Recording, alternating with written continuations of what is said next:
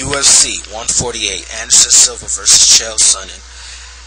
And I called this fight wrong, and I'm so glad I did, because Anderson Silva, the best pound fighter in the world, showed and proved once again why he is the greatest and best fighter in the world. Anderson the Spider Silva did it once again, making the impossible possible. I know people have heard the expression a man among boys. Well, Anderson Silva is a god among children, because he's proven today that he can make impossible things very, very possible. Anderson Silva, great fighter. Okay, let's get into the fight.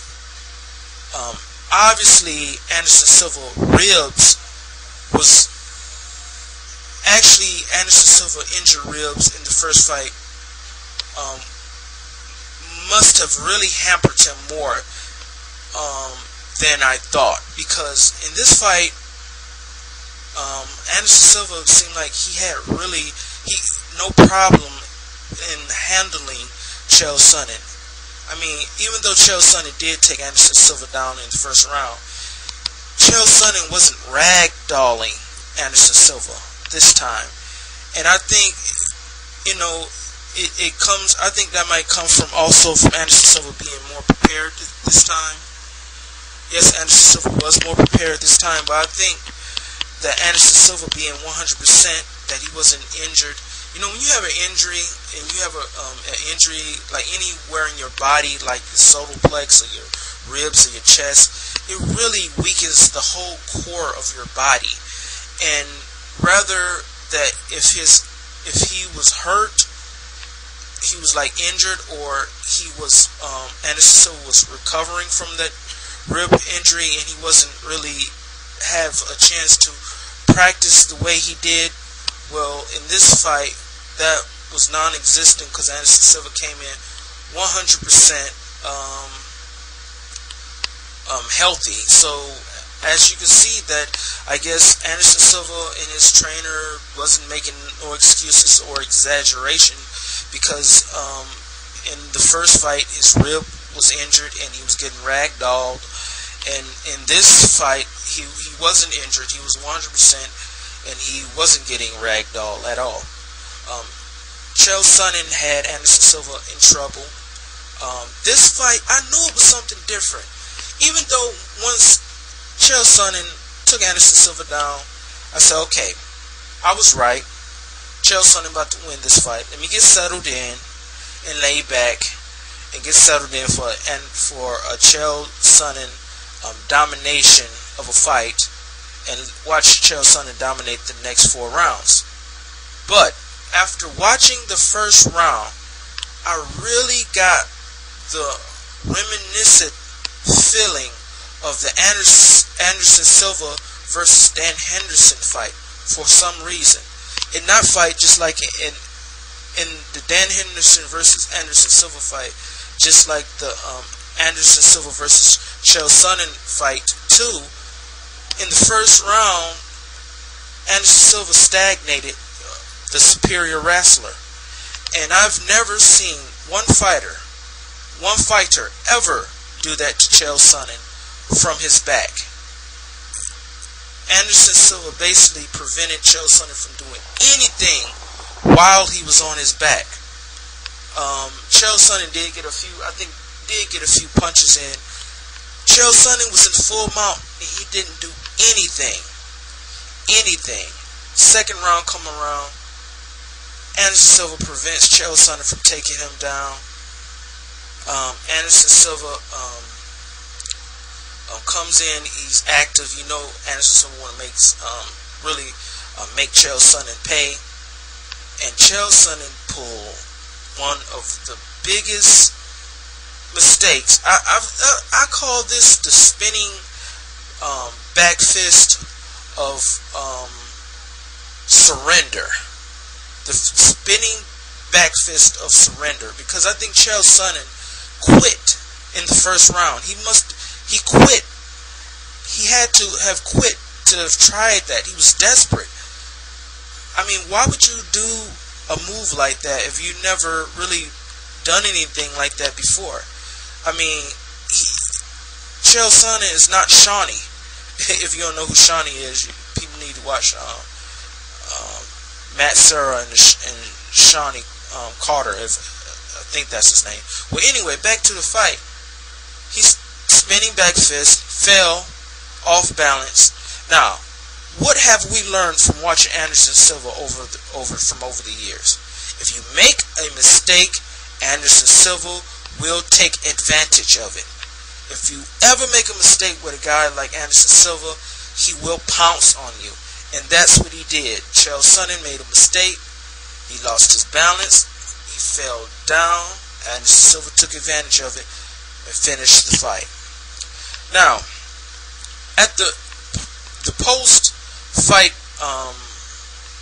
press conference, I believe her name is Karen Bryant, MMA reporter, asked a question, asked Anderson Silva, was that knee legal? And this is why I like Dana White. You know, and other promoters and other owners wouldn't have even said anything. They would have let their fighter ramble on and just talk and defend themselves.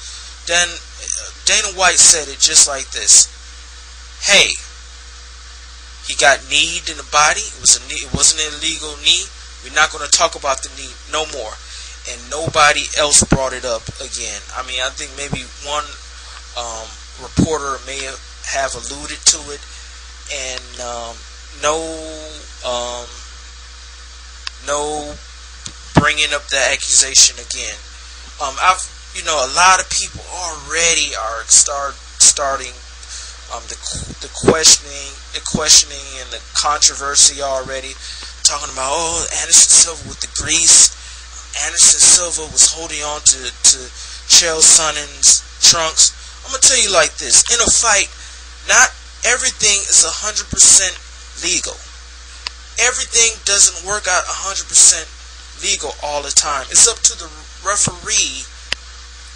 It's up to the referee judgment to make those judgment calls. In a fight, a lot of times, you see guys get hit in the back of the head. A few times. The ref can't call everything. He can't catch everything. I've seen championship fighters grab onto fences and hold on to other fighters' trunks in fights. And I said, the ref didn't catch that. Oh, well. But because of that, somehow it's a big controversy now. They're talking about, the grease on Anderson Silva's chest. Yeah, but it was wiped off. They talk about if Anderson Silva was holding on to Chael Sonnen's trunk, his shorts or whatever. So what? Anderson Silva need him in the head. What they're doing is they nitpicking at the guy because they don't like Anderson Silva for whatever reason. So they're trying to find whatever they can to try to discredit this guy, and that is dumb. Okay? Because of this. If Chael Sonnen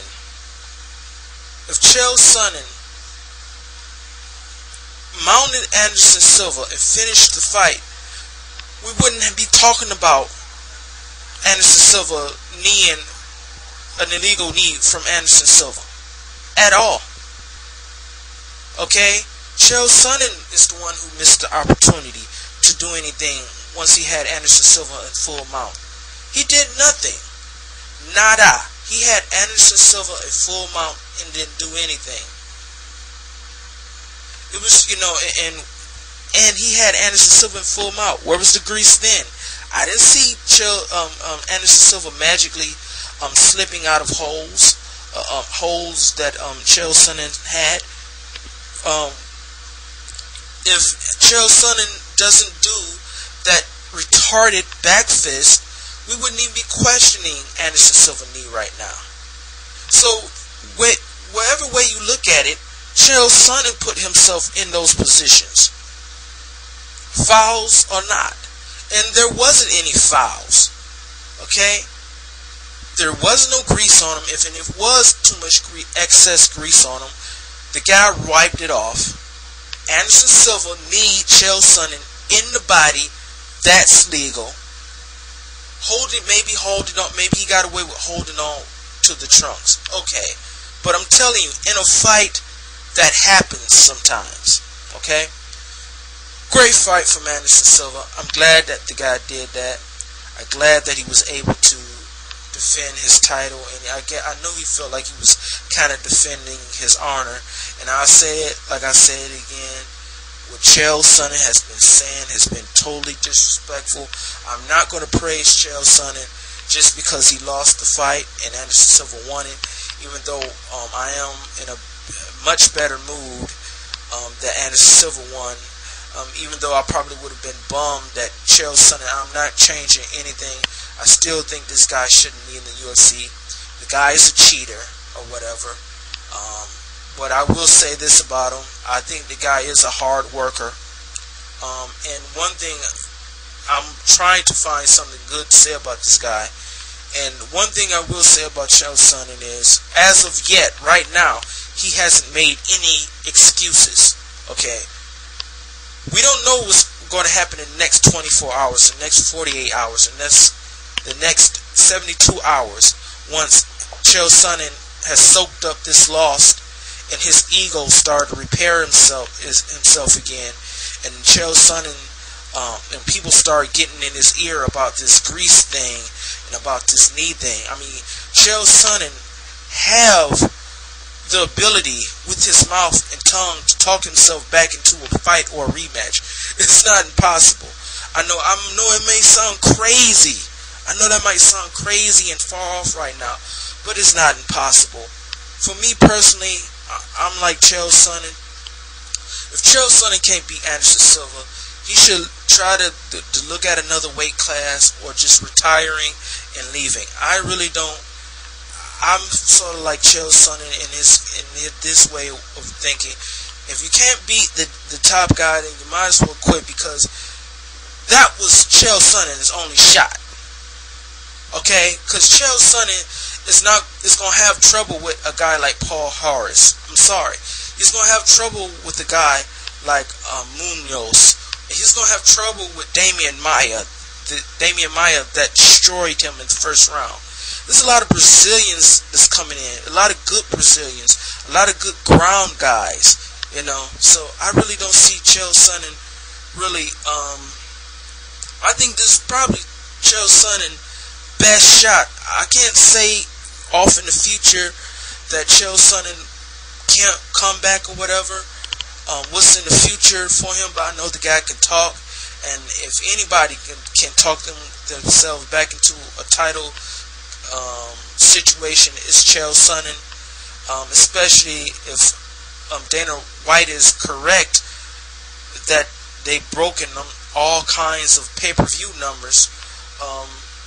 Hey, a rematch might not seem too crazy. I'm kind of tired of the Anderson Silva Chael Sonnen saga already. Usually trilogies always goes into 3, but I'm kind of tired of it right now. I mean, we've seen Anderson Silva and Chael Sonnen fight. We know their styles or whatever. Chael Sonnen lost twice to Anderson Silva.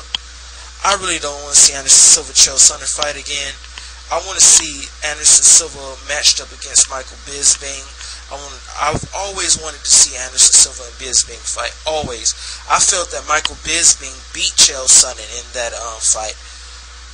And I would really like to see Michael Bisping go up against Anderson Silva. I would really like to see. I've heard it and I hope it's true. Rashad Evans may be dropping down to 185. I read a rumor on Sherdog that Rashad Evans was in Dana White's ear, talking to Dana White about a match with Anderson Silva. You know, we don't know what's going to happen with Munoz and Munoz, his fight coming up. I would like to see Anderson Silva against Munoz. Whatever they do, I hope they have to still, even though I think the middleweight division gets a bad rap and people call it the worst division in the UFC, which is wrong. The heavyweight division as well. Anyway, I really would like to see more guys come in. And there's a lot of great middleweights out there. There's a lot of great middleweights that's in Strike Force. They need to shut down Strike Force, that little mom and pop organization, and just bring in all those fighters. And I would love to see Hector Lombard. I'm sorry if I'm pronouncing his name wrong. Hector Lombard. I think I said it right that time. Fight Anderson Silva. I think that would be great, even though I think Anderson Silva would beat him. But UFC 148 is here, it's gone. I'm glad my boy Anderson Silva took it. What's next for Anderson Silva? I think I just addressed that in this review. What's next for Chael Sonnen? I don't know, don't care. I think Chael Sonnen should return to Congress. I'm out. If you like my video, thanks for listening. Peace.